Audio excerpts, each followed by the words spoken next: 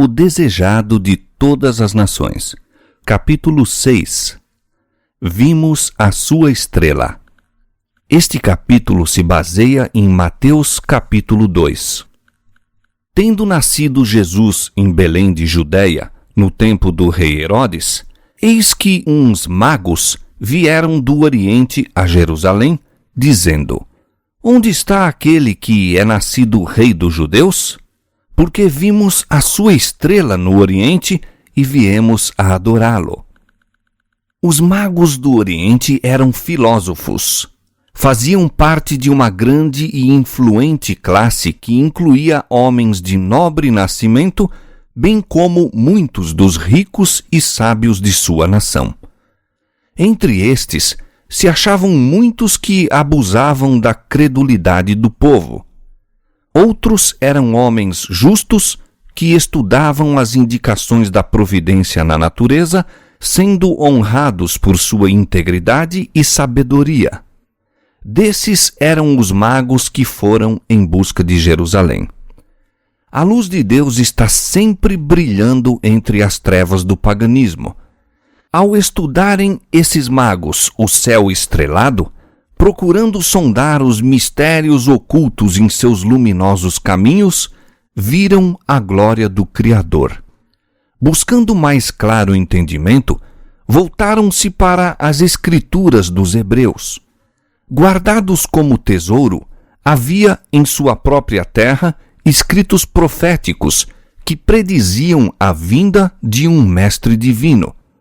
Balaão pertencia aos magos, conquanto fosse em tempos profeta de Deus.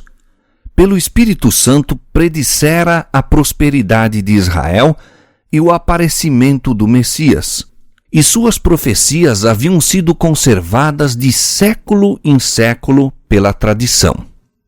No Velho Testamento, porém, a vinda do Salvador era mais claramente revelada. Os magos souberam, com alegria, que seu advento estava próximo e que todo o mundo se encheria do conhecimento da glória do Senhor.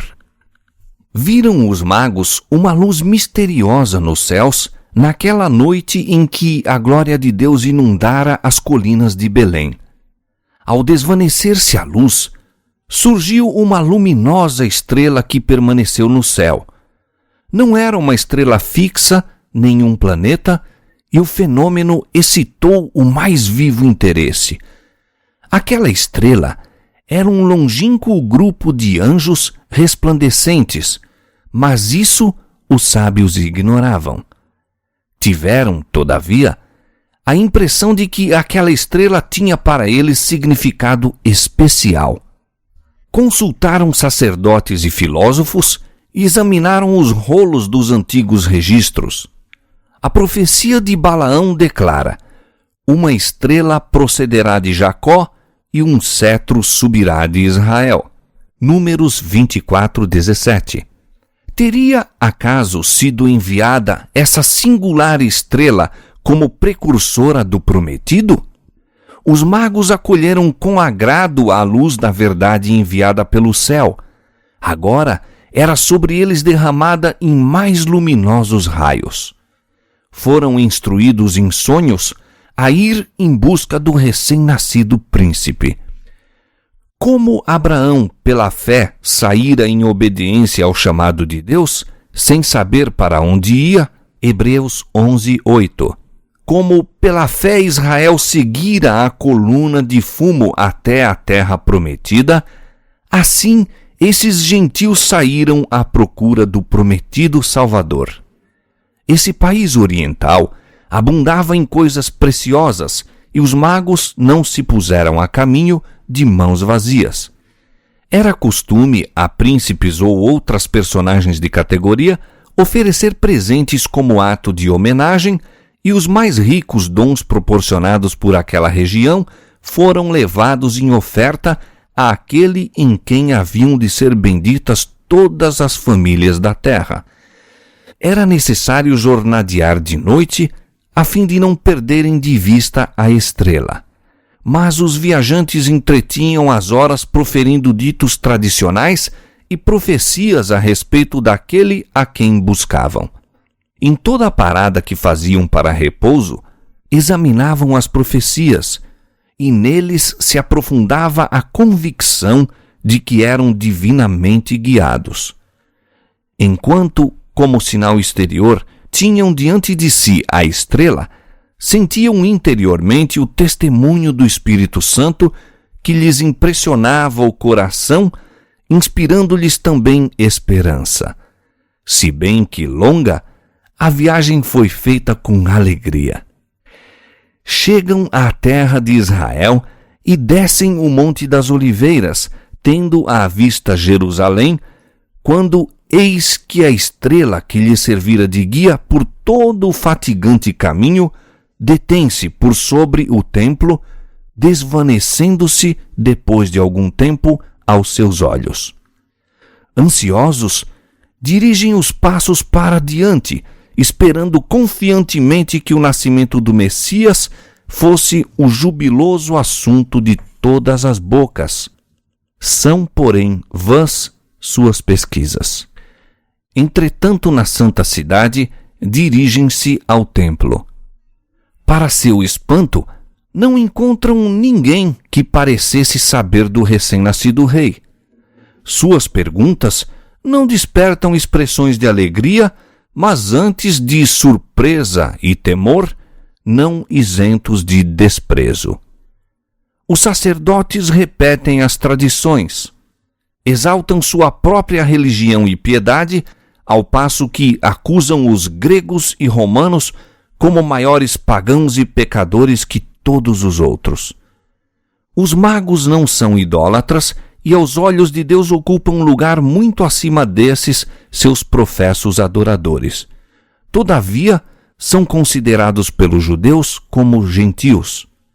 Mesmo entre os designados depositários dos santos oráculos, suas ansiosas perguntas não fazem vibrar nenhuma corda de simpatia. A chegada dos magos foi prontamente divulgada por toda Jerusalém. Sua estranha mensagem criou entre o povo uma excitação que penetrou no palácio do rei Herodes. O astuto edomita foi despertado ante a notícia de um possível rival. Inúmeros assassínios lhe haviam manchado o caminho ao trono. Sendo de sangue estrangeiro, era odiado pelo povo sobre quem governava. Sua única segurança era o favor de Roma. Esse novo príncipe, no entanto, tinha mais elevado título: nascera para o reino. Herodes suspeitou que os sacerdotes estivessem tramando com os estrangeiros para excitar um tumulto popular, destronando-o. Ocultou, no entanto, sua desconfiança, decidido a malograr-lhes os planos por maior astúcia. Convocando os principais dos sacerdotes e os escribas, interrogou-os quanto aos ensinos dos livros sagrados com relação ao lugar do nascimento do Messias. Essa indagação do usurpador do trono, e o ser feita a instâncias de estrangeiros, espicaçou o orgulho dos mestres judeus. A indiferença com que se voltaram para os rolos da profecia irritou o ciumento tirano. Julgou que estavam buscando ocultar seu conhecimento do assunto. Com uma autoridade que não ousaram desatender, ordenou-lhes que fizessem atenta investigação e declarassem o lugar do nascimento do esperado rei. E eles lhe disseram: em Belém de Judéia, porque assim está escrito pelo profeta: e tu, Belém, terra de Judá, de modo nenhum és a menor entre as capitais de Judá, porque de ti sairá o guia que há de apacentar meu povo de Israel. Mateus 2:6. Herodes convidou então os magos a uma entrevista particular. Rugia-lhe no coração uma tempestade de ira e temor, mas manteve um exterior sereno e recebeu cortesmente os estrangeiros. Indagou em que tempo aparecera a estrela e professou saudar com alegria a notícia do nascimento de Cristo. Pediu a seus hóspedes: perguntai diligentemente pelo menino, e quando o achardes, participai-mo, para que também eu vá e o adore. Assim falando, despediu-os para que seguissem seu caminho a Belém. Os sacerdotes e anciãos de Jerusalém não eram tão ignorantes a respeito do nascimento de Cristo como se faziam. A notícia da visita dos anjos aos pastores fora levada a Jerusalém, mas os rabis a tinham recebido como pouco digna de atenção. Eles próprios poderiam haver encontrado Jesus e estado preparados para conduzir os magos ao lugar em que nascera. Ao invés disso, porém, foram eles que lhes vieram chamar a atenção para o nascimento do Messias. Onde está aquele que é nascido rei dos judeus?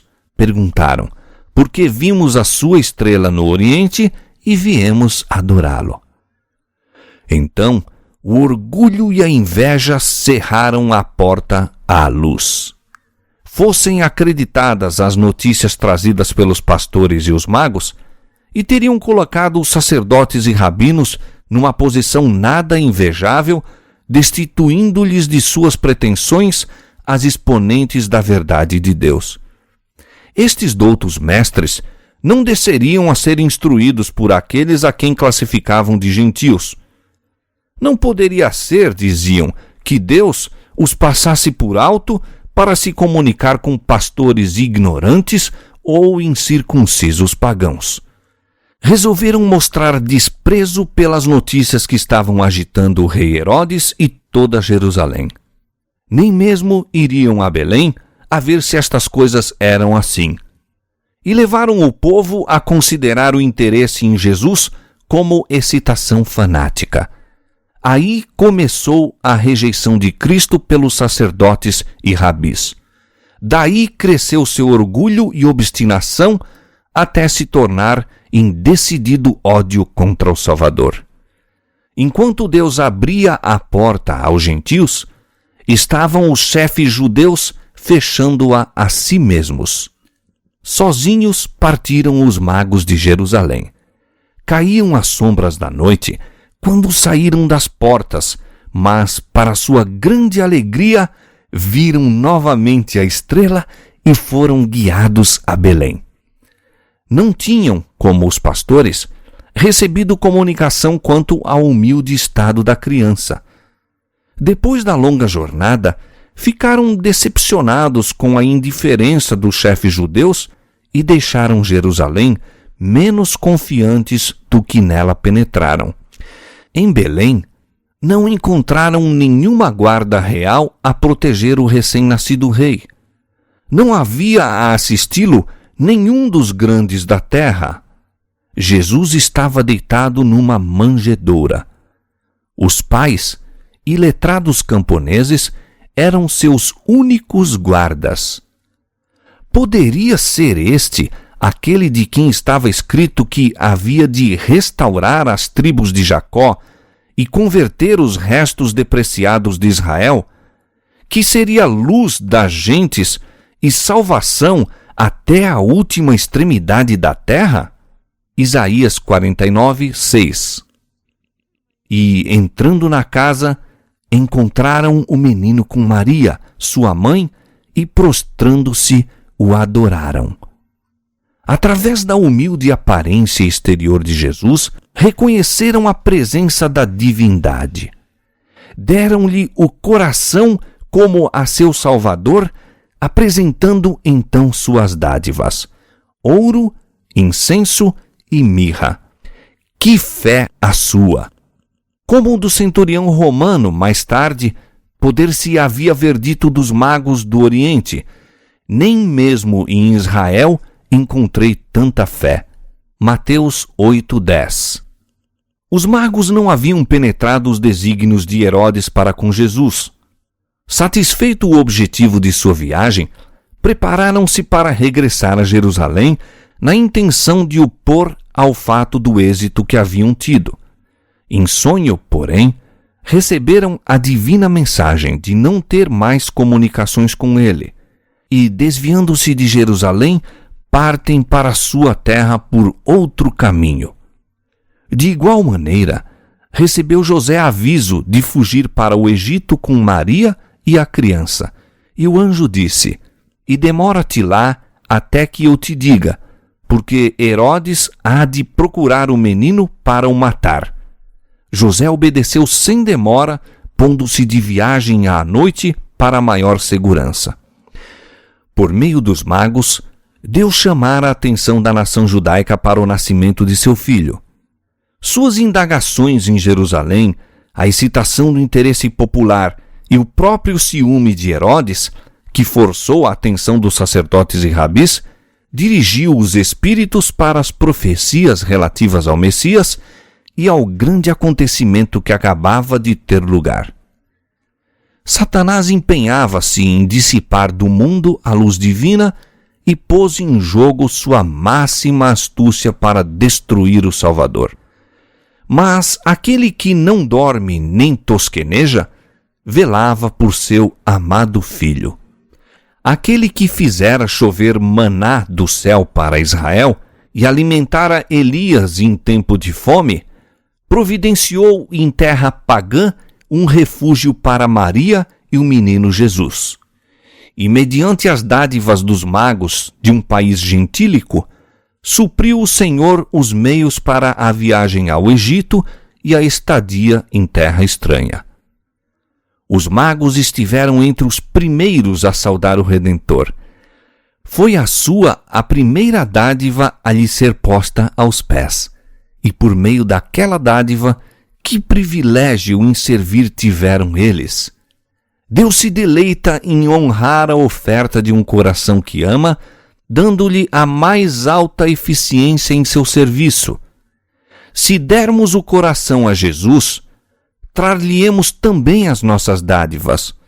Nosso ouro e prata, nossas mais preciosas posses terrestres, nossos mais elevados dotes mentais e espirituais, ser-lhe-ão inteiramente consagrados a Ele que nos amou e se entregou a si mesmo por nós. Em Jerusalém, Herodes aguardava impaciente a volta dos magos. Como passasse o tempo e não aparecessem, despertaram-se nele suspeitas. A má vontade dos rabis em indicar o lugar do nascimento do Messias parecia mostrar que lhe haviam penetrado o desígnio e que os magos se tinham propositadamente esquivado. Esse pensamento o enraiveceu. Falhara na astúcia, mas restava-lhe o recurso da força. Faria desse rei criança um exemplo. Aqueles insolentes judeus haviam de ver o que podiam esperar de suas tentativas de colocar um monarca no trono. Imediatamente foram enviados soldados a Belém com ordem de matar todas as crianças de 2 anos e para baixo. Os sossegados lares da cidade de Davi presenciaram aquelas cenas de horror que 600 anos antes haviam sido reveladas ao profeta. Em Ramá se ouviu uma voz, lamentação, choro e grande pranto. Raquel chorando seus filhos e não querendo ser consolada, porque já não existem. Essa calamidade trouxeram os judeus sobre si mesmos.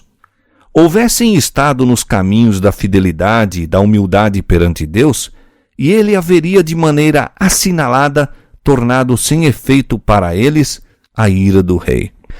Mas separaram-se de Deus por seus pecados e rejeitaram o Espírito Santo, que lhes era o único escudo. Não estudaram as Escrituras com o desejo de se conformarem com a vontade de Deus. Buscaram as profecias que podiam ser interpretadas para sua exaltação e mostraram que o Senhor desprezava as outras nações. Jactavam-se orgulhosamente de que o Messias havia de vir como rei, conquistando seus inimigos e esmagando os gentios em sua indignação. Assim, haviam excitado o ódio dos governadores. Mediante a maneira por que desfiguravam a missão de Cristo, Satanás intentara tramar a destruição do Salvador. Ao invés disso, porém, ela lhes caiu sobre a própria cabeça. Este ato de crueldade foi um dos últimos que entenebreceu o reinado de Herodes. Pouco depois da matança dos inocentes, foi ele próprio obrigado a submeter-se àquela condenação que ninguém pode desviar. Teve morte terrível. José, que ainda se achava no Egito, foi então solicitado por um anjo de Deus a voltar para a terra de Israel. Considerando Jesus como o herdeiro de Davi, José desejava estabelecer residência em Belém. Ouvindo, porém, que Arquelau reinava na Judéia em lugar de seu pai, receou que o desígnio do pai contra Cristo pudesse ser executado pelo filho. De todos os filhos de Herodes, era Arquelau o que mais se assemelhava em caráter. Já sua sucessão no governo fora assinalada por um tumulto em Jerusalém e o morticínio de milhares de judeus pelas guardas romanas. Novamente foi José encaminhado para um lugar de segurança. Voltou para Nazaré, sua residência anterior, e ali por cerca de 30 anos viveu Jesus, cumprindo-se deste modo o que tinha sido predito pelos profetas. Será chamado Nazareno. A Galileia estava sob o domínio de um filho de Herodes, mas tinha uma mistura muito maior de habitantes estrangeiros do que a Judéia. Havia, assim, muito menos interesse nas questões que diziam respeito especialmente aos judeus, e os justos direitos de Jesus corriam menos riscos de excitar os ciúmes dos que estavam no poder. Tal foi a recepção feita ao Salvador ao vir à terra. Parecia não haver nenhum lugar de repouso ou segurança para o infante redentor. Deus não podia confiar seu amado filho aos homens, nem mesmo enquanto levava avante sua obra em benefício da salvação deles. Comissionou anjos para assisti-lo e protegê-lo até que cumprisse sua missão na terra e morresse às mãos daqueles a quem viera salvar.